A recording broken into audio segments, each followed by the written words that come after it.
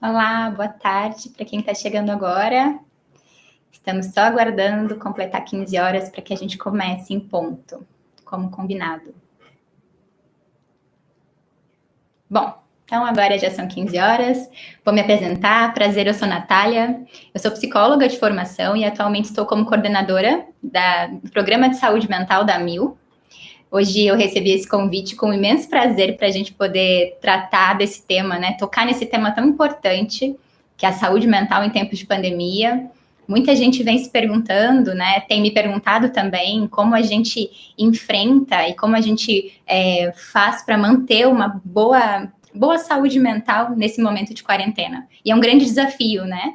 Por isso que aceitamos esse convite, aceitei em nome do time da saúde mental, de práticas assistenciais, para trocar um pouquinho com vocês. Então, enviem suas dúvidas, suas questões, vai ser um prazer enorme. Boa tarde, gente. Olha, a gente já tem uma pergunta do WhatsApp para começar, então, né? Então, alguém falando aqui que logo no começo via todas as notícias e começou com sintomas, como tosse, falta de ar, perda do paladar, e decidiu parar então de mergulhar no coronavírus, nas notícias, e esses sintomas passaram, né? Se isso é possível. Sim, né? É possível. Eu acho que tem 2 pontos bem importantes nessa pergunta. O primeiro é o consumo de informação. Como a gente vem consumindo informação no nosso cotidiano. Né? É importante que a gente se atente, porque assim como a gente tem que se preocupar com os alimentos que a gente consome, a gente também precisa se preocupar com que tipo de informação a gente tem consumido. Muitas vezes a gente consome informações de fontes não confiáveis. E assim como um alimento, que é quando a gente consome de fonte não confiável, a gente fica mais vulnerável, né, a ele fazer mal, a mesma coisa acontece também com as informações. Quando a gente está absorvendo informações de uma fonte não confiável, a gente também, né, paralelo à pandemia, a gente vive a era de uma epidemia de fake news. Então, a gente pode também correr esse risco de estar consumindo algo que não seja verídico, ou que, mesmo sendo verídico, mesmo sendo de uma fonte confiável, o excesso de consumo de informação também pode provocar esse aumento da ansiedade. Né, esse aumento, essa potencialização das reações emocionais que comumente a gente já vem tendo durante a quarentena. Então, só de estarmos vivenciando uma situação de pandemia em esfera mundial, só de estarmos convivendo, né, com um vírus que tem grande potencialidade de contágio, né? Isso mexe muito com todos nós. A gente vem introduzindo na nossa rotina cotidiana algumas estratégias, né? De biossegurança que a gente não tinha antes, como lavar as mãos, higienizar alimentos, álcool em gel virou parte da nossa rotina, como antes ainda não era. Né? A nossa forma de se relacionar com o mundo tem mudado, e frente a tudo isso, né, é claro que a gente vai ter a gente pode chamar até de desorganização emocional, né? A gente vai ter reações emocionais diferenciadas. Aí, como essa pergunta que chegou pelo WhatsApp, né, perguntou justamente sobre a gente passar a sentir os sintomas daquela informação que a gente escuta. Então, quando a gente se percebe, né, somatizando no próprio corpo esses sintomas que a gente ouve tanto, né, nas notícias, que a gente assiste tanto nos jornais, é importante isso ligar um sinalzinho de alerta para a gente se atentar a consumir menos informação, né, talvez também em menos quantidade, né, separar um horário do dia ou 2 horários no dia para isso, para não ficar tão vulnerável ao que essas informações trazem, porque elas trazem notícias muito duras, né, nos tempos atuais. Então a gente também precisa se cuidar. Tem uma outra pergunta aqui também. Sabemos que ficar em casa, mesmo trabalhando, é um grande desafio para a nossa saúde mental. Pode nos passar algumas dicas de como podemos cuidar da nossa mente? Bom, aí eu penso, não vou então me apropriar das dicas, vou pegar dicas oficiais da Organização Mundial da Saúde, né, para como manter a saúde mental em tempos de pandemia. E aí a Organização Mundial da Saúde traz alguns fatores que se sobrepõem, que a gente precisa estar atento. Um deles é a organização da nossa vida cotidiana. Então, a gente precisa manter uma mínima organização do cotidiano para que a gente tenha saúde mental. Né? Muitas vezes, justamente por trabalhar de home office, grande parte, né, das pessoas estão de home office, eu estou, e eu sei o quanto é difícil a gente manter um ritmo, né, cotidiano para acordar, então um horário de acordar, um horário de dormir. Além do trabalho, a gente também introduzir práticas de atividade física, práticas de descompressão, né? Meditação, exercícios de respiração, Tai Chi Chuan, yoga, tudo que pode contribuir para a manutenção da saúde mental. Então, eu sei que isso vem sendo muito desafiador, a gente manter uma rotina, mas manter uma rotina, principalmente em relação ao sono, né, para promover uma qualidade de sono, manter uma rotina em relação à alimentação, isso é muito importante. Isso está intimamente ligado com a nossa saúde mental. Por outro lado, é importante também que a gente foque, né, em si, que a gente olhe para dentro e que a gente possa também exercer mais desse sobre tempo para a gente cuidar de nós mesmos. Então, né, como eu já trouxe, né, algumas práticas de exercícios, de atividades que e nem precisam ser dessa ordem, mas, por exemplo, ler um livro pode ser terapêutico, ouvir uma música pode ser terapêutico, cozinhar, né, para quem gosta de cozinhar, fazer práticas com alguma atividade com as pessoas da nossa casa, com a nossa família, né, isso tudo pode fazer bem, isso tudo pode trazer uma sensação maior de bem-estar durante a quarentena. E aí também tem algo muito especial que a gente precisa aprender, e talvez a gente seja justamente o momento para isso, a gente precisa aprender a escutar os nossos sentimentos e emoções. Então, a gente precisa identificar o que a gente está sentindo, para pensar em estratégias de lidar com reações e sentimentos difíceis nesse momento, né? Porque podem estar aparecendo sentimentos duros, negativos. Então, a gente precisa se escutar, né? Ter esse olhar para dentro. É importante também dizer que não existe uma receita de bolo única, né? Então, o que é terapêutico para mim pode não ser tão terapêutico para vocês. Então, a ideia da conversa de hoje é trazer algumas possibilidades de ferramentas para a gente pensando a saúde mental em tempos de pandemia, mas não necessariamente uma receita de bolo, né? Porque não existe. Então, essa pergunta, como manter a saúde mental, como cuidar da nossa mente nesse momento, existem muitas possibilidades e elas são singulares a cada um. Então, é importante que cada um, né, repense um pouco como... uma grande estratégia que eu vejo como muito potente é a gente se perguntar como a gente já viveu, como a gente passou por algumas situações difíceis que a gente já viveu no passado. Então, por exemplo, como qualquer situação de sofrimento, de dor, alguma perda importante, como a gente sobreviveu a isso, como a gente atravessou isso, né? Lembrar dos recursos que a gente usou no passado para também... nesse momento, se debruçar esses recursos, né? Isso pode ajudar. Vou, então, para as outras perguntas. Você acha que depois que tudo isso passar, podemos ficar um pouco neuróticos? Com um simples resfriado, ou com uma pessoa tossindo no nosso lado? Bom, eu penso que isso vai ser muito singular, né? A cada um. Então, eu acho, sim, que pessoas, principalmente, que têm um comportamento mais obsessivo, né, que tem esse funcionamento, elas vão tender a estender por um tempo maior, mesmo depois da pandemia, esse cuidado, né? Então, os cuidados de biossegurança, o cuidado, né? Talvez pessoas vão preferir usar máscaras por um tempo maior. É como a população, né, do Japão já está super adaptada ao uso de máscara, porque desde os últimos surtos respiratórios, né, de síndromes respiratórias no Japão, eles têm se acostumado a isso, né, como um protocolo que acabaram internalizando. Então, eu penso que sim, algumas pessoas mais que outras, né, algumas pessoas vão ficar um pouco mais obsessivas, um pouco mais atentas e sensíveis a esses sintomas do que outras.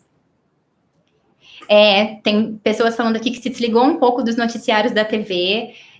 Eu acho, sim, que a gente precisa estar informado, a informação é muito importante nesse momento, mas a gente tem que estar muito também sensível ao excesso de informação, né? Talvez quando a gente se sinta um pouco mais ansioso, um pouco mais estressado, mais irritado, né? Uma irritabilidade aumentada, pode ser justamente o sinal de que a gente está consumindo muita informação, porque as informações são muito difíceis, né? E lidar, digerir, elaborar tudo isso não está sendo fácil, não é simples.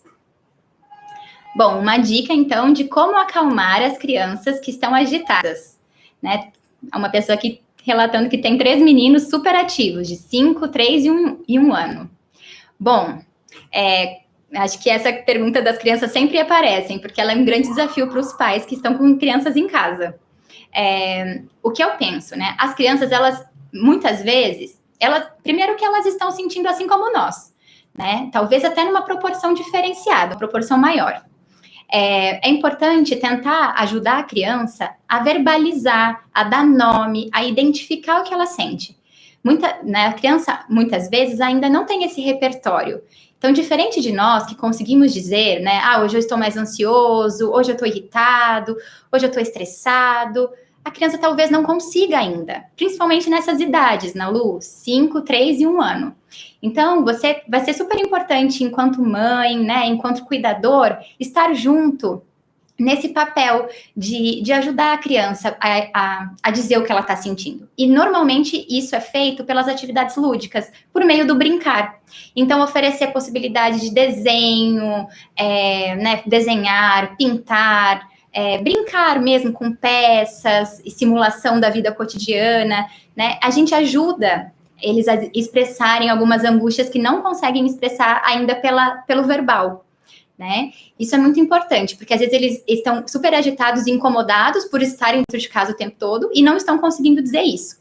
É importante que a gente também seja referência para eles, então que a gente possa dizer o que a gente tem sentido, que a gente possa ajudá-los nisso, né? Porque eles vão se espelhar no que a gente está dizendo e vai ser um pouco mais fácil para eles também. Uma outra questão de crianças, você pergunta como acalmar crianças, né? Realmente não tem também uma receita de bolo, mas algo importante que pode ajudar na diminuição dessa agitação, dessa ansiedade, é a rotina, como a gente já trouxe aqui. Então, a rotina cotidiana para as crianças também é super importante, né? Ter horário para dormir, para acordar, horário para fazer as tarefas escolares, que eu sei que vem aparecendo também, né? Então, isso também ajuda a colocar um ritmo, que é super importante. E eu acho que também essa questão das crianças envolve criatividade, né? Então, de fato, a gente vai ter que repensar estratégias. O que eu percebo também que as crianças, nesse momento, né, como algo positivo que a quarentena está trazendo, a possibilidade dos pais, dos cuidadores, estarem mais próximos dos filhos, né, das pessoas que cuidam. Então, é importante que a gente aproveite esse tempo com qualidade, né? É importante promover essa troca, né, essa troca presencial quando possível, ou virtual quando não for possível estar perto dos filhos.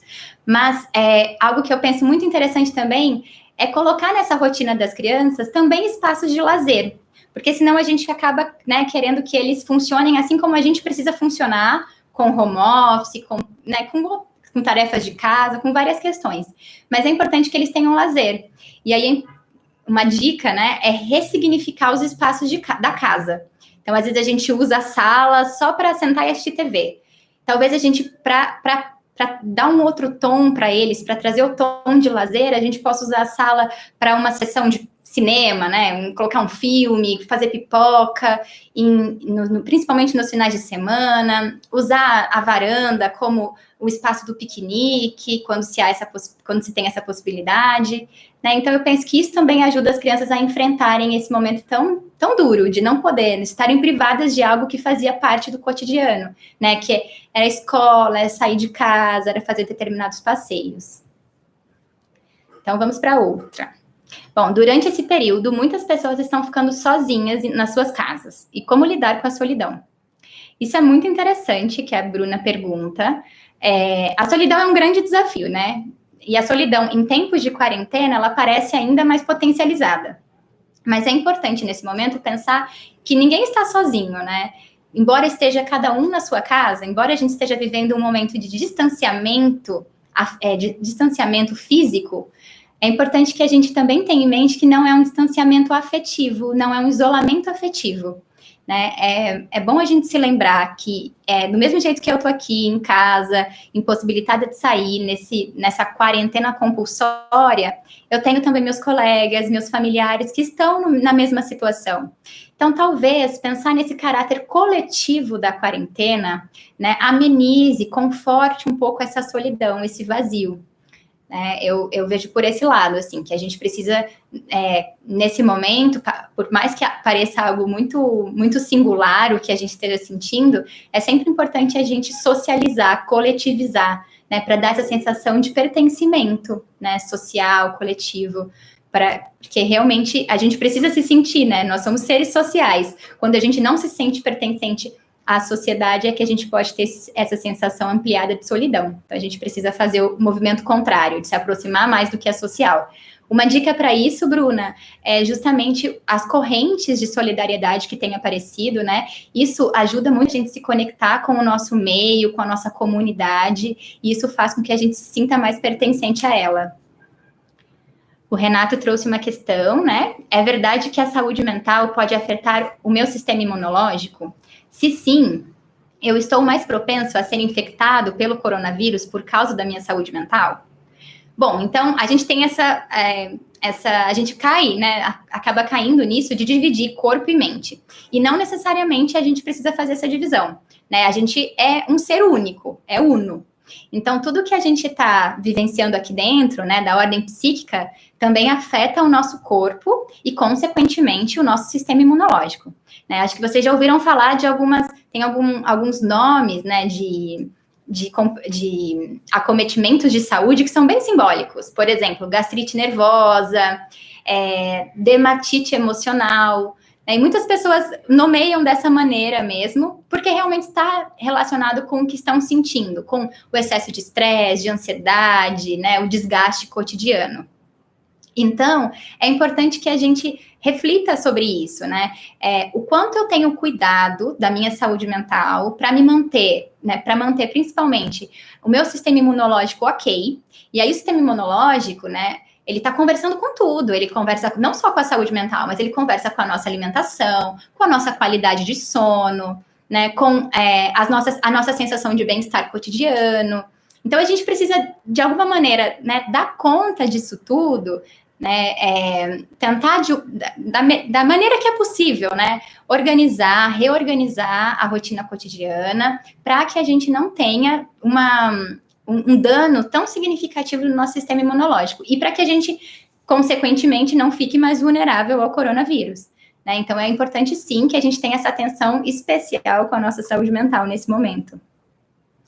O Alexandre pergunta como lidar com a ansiedade.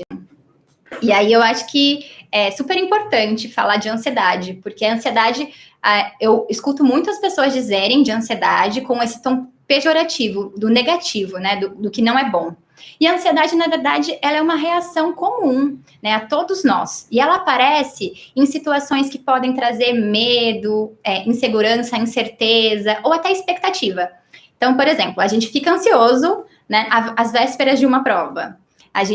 Eu mesmo fiquei ansiosa antes de começar a live com vocês. E não é algo negativo, é algo importante. Ela é um motor de enfrentamento para essas situações adversas. Situações que a gente ainda não viveu ou que a gente tem uma expectativa sobre isso.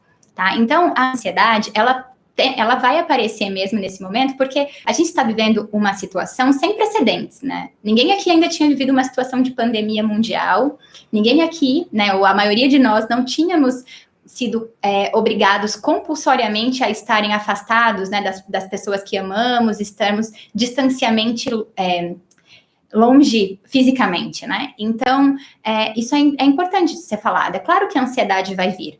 E aí, as formas de lidar com a ansiedade podem ser aquelas cotidianas que a gente falou no início, né? Cuidar mais da gente, cuidar da nossa rotina, cuidar do nosso sono, da nossa higiene, da nossa alimentação, né? Ter um olhar para dentro, fazer práticas prazerosas, né? E aí, exercício físico é super importante. Para quem não tem conseguido se engajar tanto na atividade física dentro de casa, talvez as práticas de descompressão, meditação, exercícios de respiração, isso também pode trazer um alívio da ansiedade, tá? Então, a ansiedade, ela é normal, todos estamos sentindo ela nesse momento, e aí a gente vai precisar ficar só atento aos sinais de alerta. Quando essa ansiedade, ela escorre para o corpo, né, quando a gente começa a sentir sintomas físicos de uma ansiedade muito aumentada, aí sim a gente precisa, talvez, procurar a ajuda de um profissional, né? Quando a gente percebe que estratégias cotidianas não dão conta mais da redução dos níveis de ansiedade, aí a gente procura a ajuda de um profissional. Mas quando a gente percebe que são picos de ansiedade e que a gente precisa se dedicar mais a nós mesmos, a cuidarmos de nós, talvez a gente consiga voltar e estabelecer os níveis de ansiedade ideais, né? Para que não gere um sofrimento. Essa ansiedade não pode crescer a ponto de ser sofrimento. Bom, então tenho familiares que estão na linha de frente. Queria saber se tem alguma forma de controlar a angústia toda vez que sei que eles estão fora de casa. Então, sim, né, a gente tem tido muito medo, não só por nós, mas pelo outro. Então, o que eu percebo muito é que existe também um componente do coletivo nas nossas emoções. A gente não tem ficado com medo e com ansiedade, com angústia só por nós, só pela nossa chance de contaminação, mas a gente tem ficado muito com medo pelo outro se contaminar, ou se a gente se contaminar e depois a gente passar o vírus para outra pessoa. Né? Então, isso é muito a gente exercitando o nosso altruísmo, a nossa empatia, né? Agora, sobre tentar controlar a angústia, talvez poder dividir essa angústia com a pessoa, né? Talvez dizer para ela que você a ama muito e que vê-la se expondo dói muito em você e você fica muito angustiado por isso. Eu acho que vale a pena, é super importante nesse momento que a gente nomeie esses sentimentos todos, porque eles são muito difíceis de lidar. E talvez a gente não consiga elaborá-los se a gente não falar sobre isso. Então é importante que a gente converse, que a gente verbalize, né, que a gente sinalize para os nossos entes queridos que estamos muito preocupados com eles, né, e que a gente peça para eles.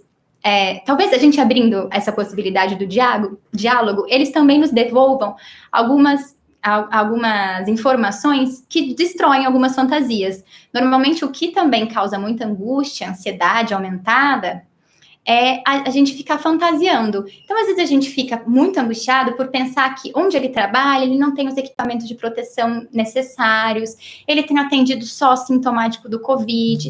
E aí, às vezes, a gente vai dividir essa angústia com a pessoa e ela nos informa que não. Ela informa, na verdade, que ela está muito bem equipada, que ela está protegida, para a gente ficar despreocupado. E isso pode reduzir os nossos níveis de angústia, de ansiedade.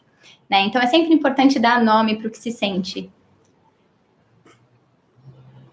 Ah, que ótimo, pessoal. Eu estou aqui para aprender com vocês também. Me envie perguntas que está sendo desafiador para mim também respondê-las. Então, uma pergunta pelo WhatsApp. Como as mães podem conseguir se manter em equilíbrio neste momento em que estão acumulando as funções simultaneamente? Filho, trabalho e casa. Primeiro que eu acho que a mãe tem que lembrar que ela não é uma super-heroína, embora toda mãe, né, acredita ser. Então, acho que a gente precisa desmistificar algumas questões. Né? As mães não precisam dar conta de tudo. Não é necessário dar conta de tudo. A gente precisa entender também o nosso limite, né? Às vezes a gente não vai conseguir ser a melhor mãe, a melhor profissional e a melhor dona de casa. Em alguns momentos a gente vai precisar investir um pouco mais de energia em uma dessas tarefas, né? Então, às vezes a gente pode, né, talvez nesse momento eu invista um pouco mais no cuidado dos meus filhos, e aí eu vou me afastar um pouco no trabalho, eu vou ter que colocar alguns limites no trabalho, como horário de início, horário de fim, né? Então, talvez essa autoexigência faça com que a gente se cobre para ter um desempenho excelente em todos os papéis que a gente exerce no dia a dia, né? E aí, mães normalmente correm esse risco de querer ser excelentes em tudo. E não é necessário, a gente precisa também identificar os limites, a gente precisa colocar alguns contornos, né, nesses papéis, para que a gente não assuma tudo, a gente não queira carregar o mundo nas costas, porque isso não faz bem. Né? O cuidado dos filhos é um grande desafio. O que tem sido muito desafiador também é a escola passando muitas tarefas de casa, isso eu tenho percebido com algumas mães. E aí é bom se lembrar que as mães não são pedagogas, né? Não fizeram faculdade de pedagogia, não sabem fazer a condução. Então, o papel ali, ao ensinar o filho sobre a tarefa escolar, é o papel de mãe ensinando o filho a tarefa escolar. Né? A gente não precisa se exigir tanto. Tá, isso é importante.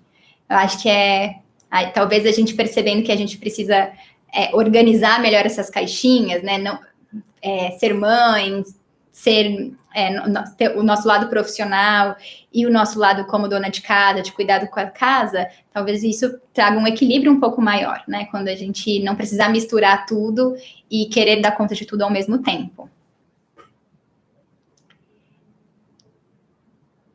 É isso, gente. A intenção é que todos se sintam realmente aliviados porque estamos todos vivendo a mesma situação, as angústias que vocês estão compartilhando aí são as minhas também, né? Enquanto psicóloga, eu não estou imune a nada disso, eu também me sinto, também tenho dificuldade de me organizar, de organizar minha vida cotidiana, e tem sido um grande desafio para mim também, né? Eu tenho aprendido cotidianamente como manter a minha saúde mental no meio dessa pandemia toda. Então, mais uma questão. Moro em apartamento e sempre vejo pessoas observando paradas na janela. Você acha que solidão é uma doença? Acha que as pessoas ficarão mais distantes uma das outras depois de tudo isso? Ou será o contrário? Né? Primeiro que a solidão, ela é uma reação, ela é um sentimento. A solidão está muito próxima da sensação de vazio, né? De estar só, de estar desamparado, né? De desproteção. E a solidão, ela só vai ser... Na verdade, ela não é uma doença, ela é um sintoma de algo, né? Importante. Né? Então, por exemplo, quando a gente tem por exemplo, um transtorno depressivo, né? A gente pode ter esse componente da solidão, como um sintoma, como uma angústia muito latente. Mas a solidão, ela é também normal de ser sentida, né? Ela não aparece só em casos de transtornos depressivos, de transtornos de humor. A gente pode se sentir só em algum momento, e é importante que a gente se sinta só, para justamente aprender a lidar com o vazio, com a falta. Né? Nem sempre vai ter alguém ali para nos amparar. Em alguns momentos a gente vai precisar encontrar estratégias individuais, singulares, pessoais, para passar por algo. Né? Então é importante também que a gente não a todo tempo se sinta amparado, né? Esse desamparo também faz bem para que a gente se construa enquanto sujeito, tá?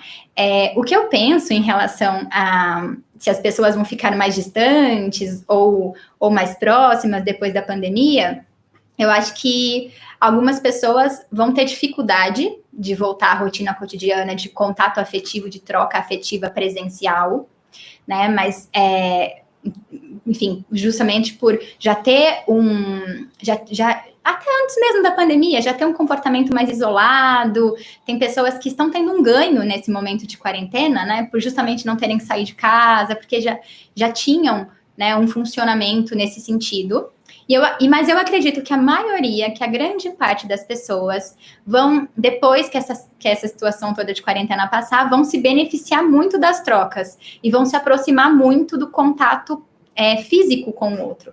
Então, agora a gente está vivendo essa situação de distanciamento físico, que não é distanciamento social, não gosto de colocar assim, porque social parece que a gente está distante da sociedade, né? E eu acho que a gente tem que estar cada vez mais próximo da sociedade nesse momento. E as trocas não precisam ser presenciais, as trocas podem ser virtuais, como a gente está fazendo aqui. A gente se sente próximo, a gente se sente pertencente à sociedade, a uma comunidade, de diferentes maneiras. Então, eu vejo, Tainá, de uma maneira um pouco mais positiva, né? Um pouco poliana aqui, mas pensando que a gente pode experimentar uma valorização maior do contato físico, da troca olho no olho, para encerrar, mas eu acho que dá para responder as últimas questões. As crianças de hoje já são viciadas em... Você acredita que esse momento que vivemos afetará de alguma forma o desenvolvimento social das crianças? Bom, eu acho que a tecnologia, de fato, ela vai ocupar um papel cada vez maior, né, na sociedade. Nesse momento, ela tem um espaço muito importante, porque é por meio da tecnologia que a gente vem trocando. Talvez a gente precise ajudar essas crianças a colocar limite à tecnologia, né? Colocar a tecnologia no lugar da tecnologia. Então, a tecnologia, ela não, embora ela ajude muito nessas trocas, ela não substitui o abraço, ela não substitui o olho no olho, ela não substitui o contato físico, e é importante que a gente ajude as nossas crianças a entenderem isso, né? O desenvolvimento também infantil, o desenvolvimento humano, ele é muito prejudicado quando a gente exclui, quando a gente tira o componente do afeto, das trocas presenciais, e a gente deixa somente o que é virtual. Então, uma criança que passa muito tempo, né, no computador, no celular, ela pode pode ter dificuldade depois de expressar seus sentimentos, emoções, de reconhecer emoções e sentimentos no outro, de exercitar empatia, Então, é nosso papel, enquanto cuidador, de ajudar a criança a administrar isso tudo, né? De ajudar ela a entender que é legal ver vídeo no YouTube, mas que também é muito legal conversar com alguém presencialmente. A gente precisa ajudá-las nesse sentido. Uma pergunta aqui, pessoal, o que eu tenho feito nesses dias de pandemia? Bom, eu tenho trabalhado muito, então, né, nós do setor saúde estamos sendo muito exigidos, a saúde mental tem sido algo também, é um serviço essencial que a gente não pode parar, então a gente tem trabalhado muito. Eu tenho tido dificuldade de colocar limite, né, horário de começar e horário de finalizar trabalho, mas tenho procurado me alimentar bem, né, manter a minha alimentação de antes da quarentena. Quando possível, eu faço práticas de exercício aqui em casa, eu moro num apartamento super pequeno, mas me adapto. Tenho lido, tenho escutado podcast, tenho escutado muita música, tenho visto essas lives do YouTube, né, de músicas, isso me faz, isso são meus momentos de lazer, isso tem me feito bem. E, enfim, acho que é basicamente isso, tenho dormido bem, tenho me preocupado com manter a qualidade do sono, isso eu tenho me dado espaço para descansar, isso é super importante também, né? Acho que a gente já está caminhando para o fim. Eu vou só... tem mais uma questão aqui, ó. Se, de um modo geral, foi notado uma piora do estado de saúde mental das pessoas no período de quarentena. De um modo geral, né, a gente já tem estudos, principalmente na China, prevendo que os impactos na saúde mental da população chinesa vão ser maiores do que os impactos de coronavírus. No sentido de que as pessoas... vão ter mais pessoas com algum acometimento em saúde mental depois de superado o coronavírus do que número de pessoas que se contaminaram com o coronavírus. Então, realmente espera-se que a gente tenha muitos impactos, né? Muitos desses impactos, como sensação de ansiedade, angústia, medo, impotência, né, irritabilidade, muitos desses impactos são comuns, são normais. Agora, a gente tem que também estar atento para quando existe uma persistência desses sinais e sintomas, quando a gente começa a transbordar isso para o corpo, quando o nosso corpo começa a sofrer, começa a também, né, ter os impactos desse sofrimento psíquico, e aí eu penso que a gente precisa estar alerta, né? Então, acho que sim, acho que vamos ter um agravamento das questões de saúde mental da população de um modo geral, e a gente precisa estar sempre atento a isso. Ok? Eu só quero deixar uma mensagem final, então, a gente já está caminhando para o encerramento. Gostei muito da conversa com vocês, fiquei bem feliz de participar, fiquei bem feliz pelo convite também, agradeço a todos os envolvidos. Eu sei que eu falando aqui parece que é mais fácil, né?